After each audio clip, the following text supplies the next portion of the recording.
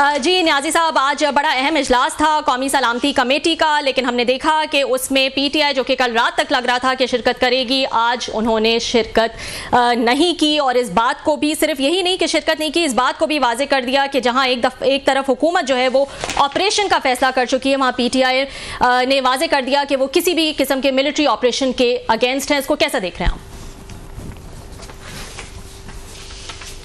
पता नहीं, मुझे समझ नहीं आती कि इमरान खान साहब और उसके लवाकिन की सियासत में यकसुई कब आएगी। ये जब 21वीं आमी तरमीम आई थी फौजी अदालतों के बारे में, पूरा आइन तब्दील कर दिया था और उसमें सारे इतने बड़े उन्होंने एक SOPs बनाए थे। तो इमरान खान साहब, ये सारी कॉन्सेंसस डॉक्यूमेंट थी, वो तेरी सरकार में पहुंचे तो सब एक हुए। देखिए, क्राइसिस ये है कि इनको बदकिस्मती ये है कि तहरीक इंसाफ जो है बाद अज खराबी बसयार उनका वतीरा बन चुका है। ये तो हो नहीं सकता कि वो सही मानो सही टाइम पे ऊपर कोई सही फैसला कर सके। एक तसलसल 28 साल का, जो मैं कई दफ़ा आपके प्रोग्राम में कह चुका हूँ कि इमरान खान साहब वो बदकिस्मत, मशहूर, मजबूत, मरबूत सियासतदान है जिन्हें पूरी जिंदगी एक दफा भी एक सियासी फैसला सही नहीं किया। और ये मैं उन फैसलों की बात कर रहा हूँ जिसके हर फैसले के बाद उन्होंने खुद उसमें तासुफ का इज़हार नहीं किया, अफसोस नहीं किया और ये नहीं कहा कि मुझे ये नहीं लेना चाहिए था। इसलिए कि आप देखें कि वो यू टर्न भी इसलिए मशहूर है कि हर फैसले के बाद वो एहसास हुआ कि गलत कर बैठे हैं। अब ये बात यह है, और नंबर 2 बात यह कि उनके पास बंदे भी नहीं है कि उनके साथ रहनुमाई करें, और हो भी सही तो इमरान खान साहब के हाँ इसका रिवाज ही नहीं है कि इमरान उनके ज़हन में कोई बात हो तो उसके सामने कोई बंदा को अपनी बात कर सके। वो कहते हैं ना, ब्लाइंड लीडिंग ब्लाइंड्स। अब इमरान खान का अपनी सियासत के अंदर जो उनका अपना एक जो है कैपेसिटी है, वो मैंने भी आपको बताया है कि पूरे 28 साल सियासत में एक सियासी फैसला मुझे बता दे इमरान खान साहब, मैं बार बार कहता हूँ, जिसके बारे में उनको खुद फख्र हो या तहरीक इंसाफ कह सकते कह दे कि हमारी क्या पॉलिटिकल मूव चली थी। अब वो हो जाता है जी, जलसा बड़ा हो जाता है 2011 में।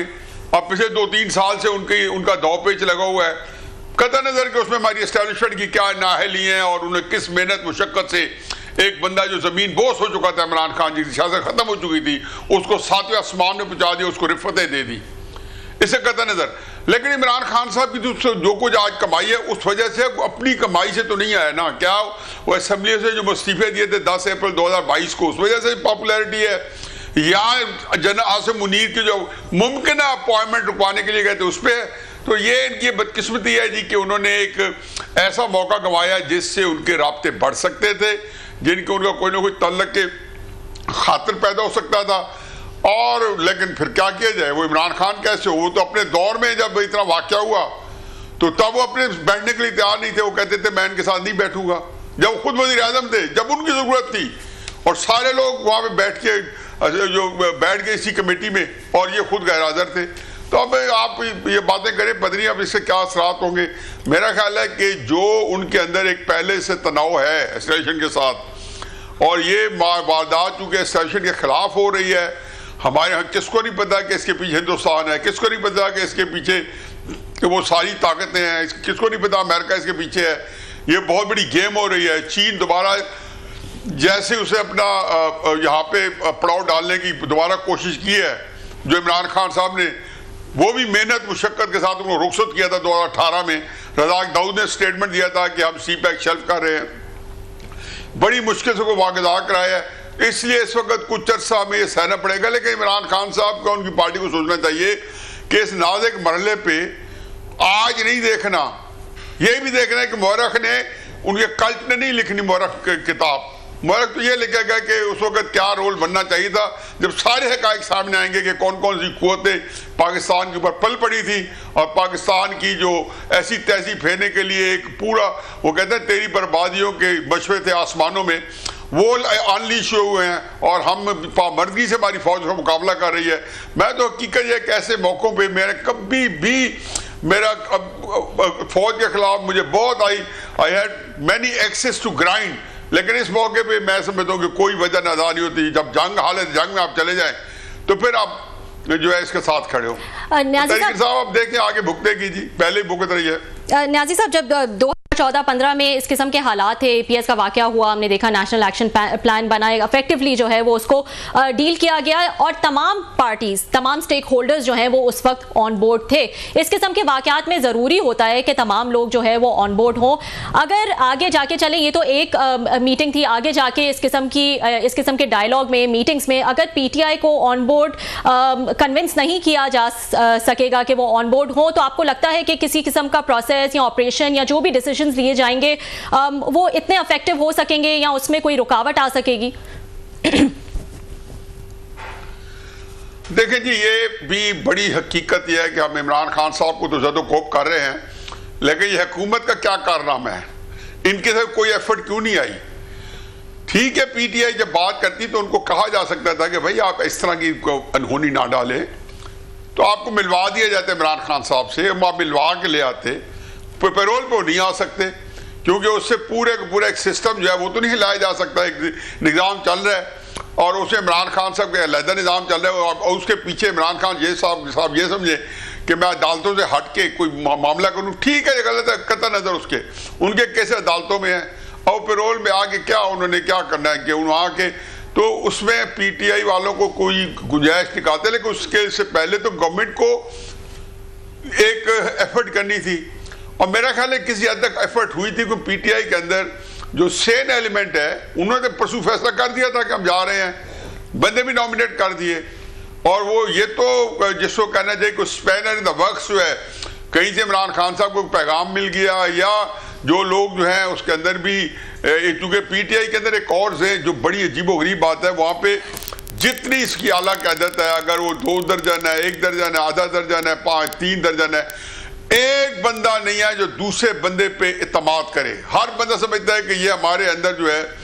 ये एस्टेब्लिशमेंट का प्लांटेड है, कंप्लाइंट है, उनके साथ कॉम्प्रोमाइज है। बिल्कुल पीटीआई तहरीक में इस वक्त अर्तुगरुल गाजी बनी हुई है, उनको ये पता ही नहीं है। मैं सही, बहुत सारे लोगों ने जो देख चुके हैं इसलिए मैंने अर्तुगरुल गाजी का हवाला दिया है। या हर बंदा दूसरे के खिलाफ साजिश कर रहा है पीटीआई के अंदर। अब इस माहौल में अब उनको, लेकिन इससे का मतलब ये नहीं कि गवर्नमेंट को जो पीटीआई नहीं आई तो इसकी हुकूमत भी उतनी ही जिम्मेदार है और उनको भी ब्लेम लेना पड़ेगा बजाय उसके पॉइंट स्कोरिंग करने के और चहकने के। ठीक है, पीटीआई को नुकसान है, गवर्नमेंट को नुकसान नहीं है, लेकिन ये सियासी मसला नहीं था, इसमें कंसेंसस करना था। हमें पता था कि बहुत सारी नेशनलिस्ट पार्टी जिन्होंने पीटीआई के कवर के अंदर आए हुए हैं वो शायद कभी भी ना आती। एक उनका एक पुराना कजिया चल रहा है, उसको अलहदा रखे। पीटीआई तो पीपल्स पार्टी, मुस्लिम लीग नून और इन तरह की एक पॉपुलर पार्टी है जो कि जो पॉपुलर जो क्राउड है उनको करते हैं। वो कोई इलाकाई पार्टी नहीं है, वो कोई कौमीती पार्टी नहीं है। और उसने उनसे अब क्या करें, वो क्या कहना चाहते थे पीटीआई वाले कि अगर इनके साथ इस तरह ना निपटा जाए, ऑपरेशन ना किया जाए तो क्या करना चाहिए? क्या उनके लिए फूल रखने चाहिए? क्या आए तो फूल लेके चले जाएं? मैं तो कहता हूँ इसमें सारे अफसरों को एक दफ़ा यकसुओं के फौज ने जो जाफर एक्सप्रेस के ऊपर कार्रवाई की है उसके ऊपर उनको पूरी कौम को खराज तहसीन पेश करना चाहिए था कि बिजली की कूद मारने जो हमारी फौज पहुंची। ऐसे इलाके में कौन सा मुश्किल काम है, किसी रेगिस्तान में जाके चुलिस्तान में आप ट्रेन को रोक लें और 5-7 मिनट की कार्रवाई कर लें, छुप के अंदर चले जाएं। वहाँ 500 मुसाफिर आम आदमी हैं, उनके अंदर छुप के आ जाए, किसी और तरीके से आ जाए तो। लेकिन उसके ऊपर जैसे हमारा वहाँ पहुंची है, इनको मैसेज मिल गया होगा कि इतना आसान नहीं है, ठीक है कुछ भाग गए होंगे। तुम्हारा पीटीआई का, हुकूमत का, मैं नहीं ख्याल के कॉन्डक्ट जो है दोनों का अच्छा था। दोनों ने से बताया आपने। एक और चीज़ भी है, कुछ मेरी भी कोई पीटीआई के एमएनए से 1-2 बड़े सीनियर टॉप लीडरशिप से बात हुई है कि आप लोग क्यों नहीं गए यहाँ पर। अब 2-3 चीज़ें सामने आती हैं, वो जो उन्होंने कुछ खबर भी है आपके साथ शेयर करेंगे, आपका उस पर तबसरा चाहते हो। एक तो वो ये कहते हैं कि आप जिन लोगों के नाम शामिल नहीं थे, क्योंकि पीटीआई में और भी बहुत सारे 60-70 और 100 से ज़्यादा लोग वो कहते हैं जी शामिल हैं, सिर्फ 14 लोग थे जिनके नाम नहीं थे, वो भी नाराज़ थे। तो उन्होंने ये जोर डाला कि फिर जनाब किसी को नहीं जाना चाहिए। सो दे वर मोर एक्टिव, जिन लोगों के नाम नहीं थे उसमें कमेटी की, जिन्होंने उनको रिप्रेजेंट करना था। एक तो ये वजह भी थी। और आपने जैसे कहा कि आपस में लड़ाई झगड़े भी बड़े चल रहे हैं उनके। दूसरी रीज़न जो मुझे बताई गई है, जो अभी सामने नहीं आ रही, कि इस वक्त पीटीआई जो है वो इसको टीटीपी के सामने नहीं खड़ा होना चाहती। वो समझते हमारा सूबा है, ट्राइबल एरिया है, हमारे बॉर्डरिंग हैं, हमसे ज़्यादा विक्टिम हम बने हुए हैं, पहले भी हम पे अटैक्स हो रहे हैं। अभी भी कुछ MNAs के बकौल, एक दो ने ये बात मुझे कंफर्म की है ऑफ द रिकॉर्ड, वो ये कहते हैं कि हमें थ्रेट्स हैं कि अगर हमने इस पर कौमी असम्बली में गए और इस तरह के किसी ऑपरेशन की मंजूरी दी तो हमारे ऊपर अटैक्स हो सकते हैं। We are exposed in KP के, लिहाजा ये फैसला किया गया कि बेहतर है कि इससे दूर रहा जाए कि वी आर अंडर थ्रेट। कुछ MNAs कहते हैं हमें धमकियाँ हैं, मतलब आती हैं, और कुछ का कहना है हमें भत्ते की भी पर्चियाँ आ रही हैं। सो इन दिस सिचुएशन हमें पता है कि PTI ने कभी भी कुछ स्ट्रॉन्ग स्टांस नहीं लिया TTP के खिलाफ। तो ये लगता है आपको कि दिस कुड बी द मतलब रीज़न जिसकी वजह से PTI ने अपने आप को सेफ उसमें रखा है, मार्जिन में रखा है। सलमान अकरम राय साहब भी आज कह रहे थे भाई हमारा कोई लेना देना नहीं है, अगर आप मिलिट्री ऑपरेशन करना चाहते हैं तो इन्हें साठ ही साइड वी आर न्यूट्रल। तो PTI तो इस तमाम दहशतगर्दी में जो लोग मारे जा रहे हैं ट्रेन के मतलब इंसिडेंट हो, KPK में हो, वो तो खुद को न्यूट्रल समझती है कि we are not part of the proceedings, plus तो उनको TTP से खौफ है सर। तो how do you see that? Aziz अस जान रऊफ स्टूपिड फ्रिवलेस लग बात है। अटैक तो मौलाना फजल रहमान पे हुए हैं जिन्होंने इसकी मजम्मत की है, इनके नाशमूलियत की। मुझे देखे ना कहां पे इन पे अटैक हुए। और फिर दूसरी बात है अगर हुकूमत है और टैक्स से डर रहे हैं और बत्ते वाले को ब्लैकमेल कर रहे हैं तो चूड़ियां पहन ले, घर चले जाएं। देखो ये ऐसा मौका नहीं होता कि क्या हम अपनी अफवाज पाकिस्तान को नहता छोड़ दें। क्या पाकिस्तान को जन आसिम मुनीर के लिए बनाया गया था? इमरान खान के लिए, नवाज शरीफ के लिए बनाया गया था? क्या इनके बाद इसको नहीं रहना चाहिए? हो सकता है सारे जो है एक ही ताली कच्चे चट्टे हों और 10 साल बाद जब मैं नहीं हूंगा, आपके बाद 20 साल बाद कोई एक बंदा तो आ जाएगा ना कायदे आज़म के साथ, क्योंकि कोई ना बंदा पैदा तो हो जाता है। वो पाकिस्तान को पदी कहां लेके जाएगा? क्या मुकद्दर इस मुल्क का? जो हमारा काम वो ये है कि इस मुल्क को कम अज कम हर लड़ाई के अंदर इस मुल्क को गजंद ना पहुंचे। चलो मान लिया कि जैसे एस्टेब्लिशमेंट जो है वो नहीं परवाह करती, तो भाई कोई बात यह है कि अगर कोई बंदे वहां पे इतने हरीस आ गए हैं कि अपने इक़्तिदार के लिए वो कहते हैं कि ये हम नहीं तो पाकिस्तान नहीं, तो इमरान खान साहब आप तो खुद अकल करें, या आप भी वही उसी चक्कर में है कि हम नहीं तो पाकिस्तान नहीं।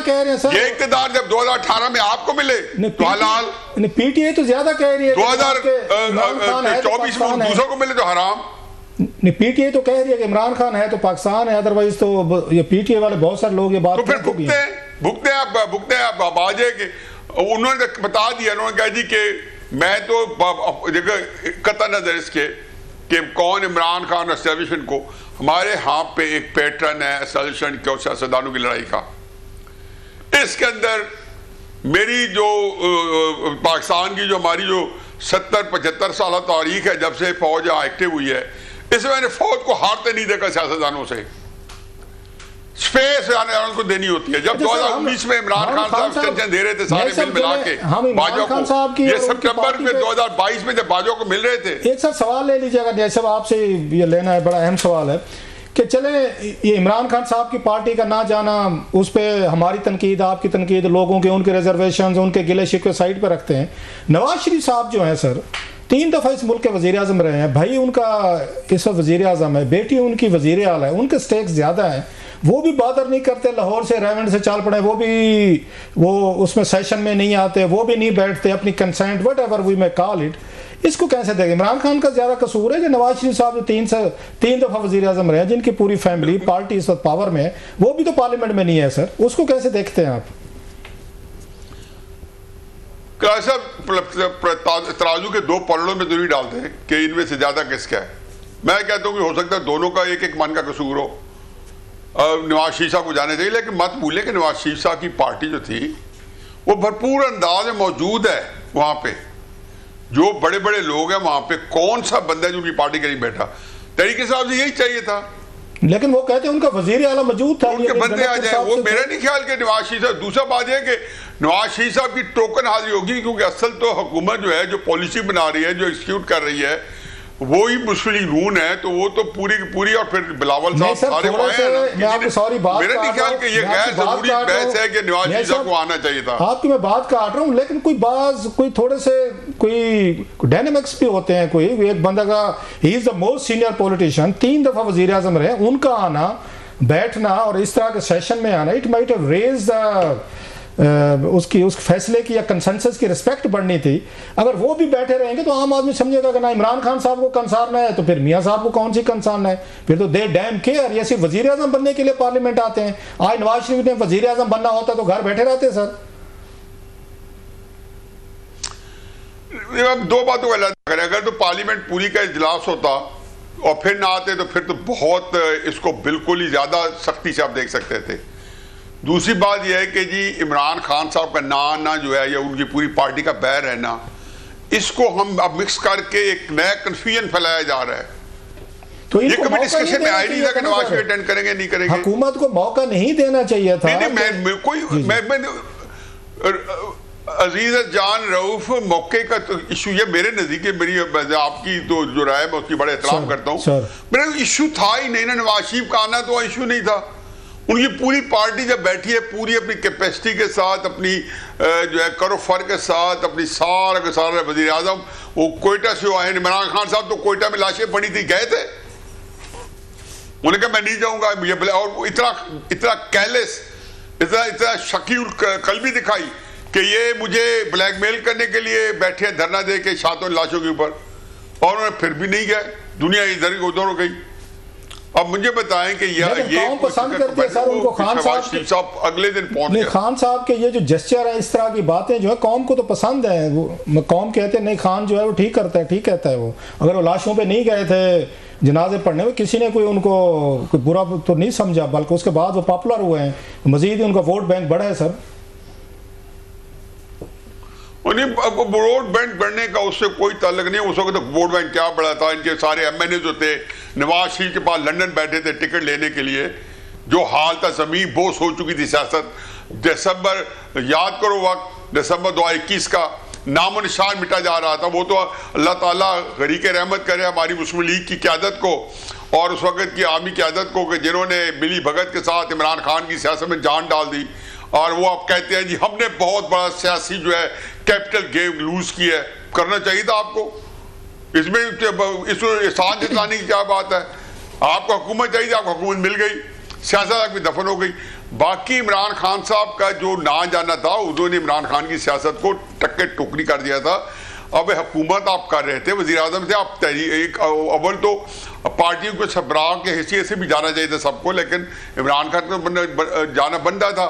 आप इस दफ़ा मैं तो आप क्रेडिट दे इतना तो दे देना कि शहबाज शरीफ साहब अगले दिन कोयटा बैठे थे और वहाँ पे एक जेस्चर था। आज तक ये हुए हैं, कभी कोई इस तरह का इमरान खान साहब के दौर में वाक़या हुआ है जो चले गए हों। तो मेरा ख्याल है कि लेकिन असल बात यह है जी कि कोर इशू ये है, इसको कंफ्यूज ना करें कि तहरीक इंसाफ का शाम में आज की के अंदर बैठना नहीं, उन्होंने अपने लिए जो है एक गड़ा खोदा है और मजीद अपने आप कहते हैं उसको पॉपुलैरिटी मिलेगी। तो आपको लगता है वैसे कि ये नहीं है कि जो कट को छोड़े। नहीं साहब, जो स्टाइल हमने एमक्यूएम को देखा 90s में और बाद के सालों में कि वो भी इसी तरीके से पॉलिटिक्स करते थे। मैंने भी कवर किया कि तकरीबन कोई 23 साल होने वाले 2002 ऑनवर्ड, उनका स्टाइल भी यही था, कॉलेज यूनिवर्सिटी टाइप। आपने भी बहुत पंजाब यूनिवर्सिटी में पॉलिटिक्स, आपने भी स्टूडेंट पॉलिटिक्स की हुई है सर। वहाँ पे ये इस तरह के एटीट्यूड दिखाया जाता है, बैकआउट कर दो, नाराज़ हो जाओ, रुस जाओ, आज जाएंगे कल नहीं जाएंगे। तो एमक्यूएम भी यही कुछ करती रही है, कभी इस्तीफे दे दो, कभी वॉकआउट कर जाओ, कभी नाराज़ हो जाओ। तो आपको लगता है कि अगेन जो एमक्यूएम ने जहाँ से छोड़ा था ये सारा मामला पार्लियामेंट्री डेमोक्रेसी का, तो पीटीआई वहीं से शुरू कर रही हो, गैप को फिल कर रही है कि बच्चों वाली पॉलिटिक्स हो रही है। कल रात तक नाम दे दिए और सुबह सवेरे तक वो रुस कर बैठ गए, नहीं जी हम तो नहीं जाते। आपको लगता है स्टूडेंट पॉलिटिक्स से अभी नहीं निकल सके जैसे एमक्यूएम नहीं निकल सकी थी और ऐसा ऐसा प्रॉब्लम का शिकार हुई? मेरा नहीं ख्याल, मैं तो जो खुद स्टूडेंट एक्टिविस्ट था और भरपूर 4-5 साल सियासत किए 70s में, स्टूडेंट में तो इस तरह की बातें नहीं होती थी। नहीं, वहाँ लड़ाई फटे जब नहीं, मैं आपको बताऊं ना जी, मैं तो चूंकि उसके अंदर पार्टिसिपेट किया है, खुद एक यूनिवर्सिटी का प्रेसिडेंट था उस जमाने में, और पूरे हमारे इत्तेहाद बनते थे, मुखालफिन के साथ बनते थे मुख्तलिफ इशूज के ऊपर। भुट्टो साहब के खिलाफ सारी राइटिस्ट पार्टी के इत्तेहाद बने। आप थोड़े लड़ाया फटे जितनी पंजाब यूनिवर्सिटी में लड़ाया और फटे हुए कहीं और होते थे। अलग बात है, मैं पंजाब यूनिवर्सिटी में था, ये अलग बात है। पंजाब लड़ाई मार कुटाई या एक वायलेंस था, हमारे वक्त में आ चुका था, उसको एक अलग बहस शुरू हो जाएगी। मैं तो आपको बताया कि हमारे यहाँ जो मेरे बेहतरीन दोस्त है ना, आप देख लें जो आपको मिलते हैं लेफ्ट के, वो मेरे यूनिवर्सिटी के जमाने के, लेकिन साहब कत्ल भी होते थे, बेस्ट फ्रेंड्स हैं, और वो हमेशा कहते थे उस जमाने में भी, क्योंकि हम इकट्ठे बैठ के खाने खाते थे, उसको छोड़े वो एक और बहस चले जाएगी। मैं तो ये कह रहा हूँ कि भुट्टो मुखालफिन को कत्ल भी किया जाता था। नहीं, हम नहीं इस टॉपिक पे चले गए ना, तो ये बिल्कुल और है। वो कभी आएगा तो मैं इसको हाईलाइट करूंगा, ये बड़ा कॉम्प्रिहेंसिव टॉपिक है। लेकिन मैं ये कह रहा हूँ कि गोल मेज कॉन्फ्रेंस में जब अयूब खान के इक़्तिदार डूब रहा था, तो उन्होंने जनवरी 1969 के अंदर एक गोल मेज कॉन्फ्रेंस की थी, जिसमें मुजीब को भी पैरोल पे रहा करके ले आए थे, लेकिन वो तो अपने इक़्तिदार बचाने के लिए कर रहा था अयूब खान, और भुट्टो साहब ने उसका बायकॉट किया था। उन्होंने कहा था मैंने नहीं बैठना ठीक इसके अंदर। बहुत बहुत शुक्रिया नियाज़ी साहब, thank you so much for joining us.